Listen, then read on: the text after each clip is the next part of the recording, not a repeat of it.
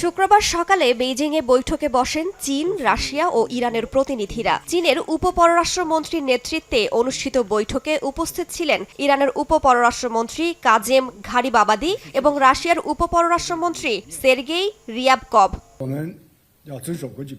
ইরানের পরমাণু কর্মসূচি নিয়ে পুনরায় আলোচনা শুরুর জন্য যুক্তরাষ্ট্রের প্রস্তাব প্রত্যাখ্যানের পরই এই বৈঠকের আয়োজন করা হয়। এতে আন্তর্জাতিক নানা গুরুত্বপূর্ণ বিষয়ের পাশাপাশি প্রাধান্য পায় ইরানের পরমাণু কর্মসূচি ইস্যু।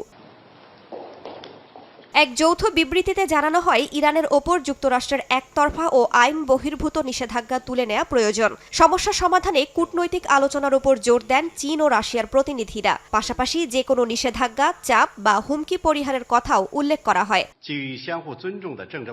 বিবৃতিতে বেইজিং ও মস্কো ইরানের পুনরায় দেয়া আশ্বাসকে স্বাগত জানায়। তেহরান জানায়, তাদের পরমাণু কর্মসূচি সম্পূর্ণ শান্তিপূর্ণ এবং পারমাণবিক অস্ত্র তৈরির জন্য নয়। দেশটি পরমাণু অস্ত্রের বিস্তার রোধ চুক্তি এবং নিরাপত্তা চুক্তির অধীনে সব বাধ্যবাধকতা পূরণে প্রতিশ্রুতবদ্ধ থাকবে বলেও জানানো হয়।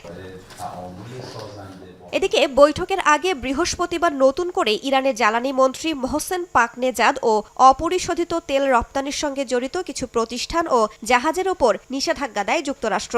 এটিকে ওয়াশিংটনের আইন লঙ্ঘন ও ভণ্ডামি বলে তীব্র নিন্দা জানিয়েছে তেহরান। রাইসা জান্নাত, সময় সংবাদ।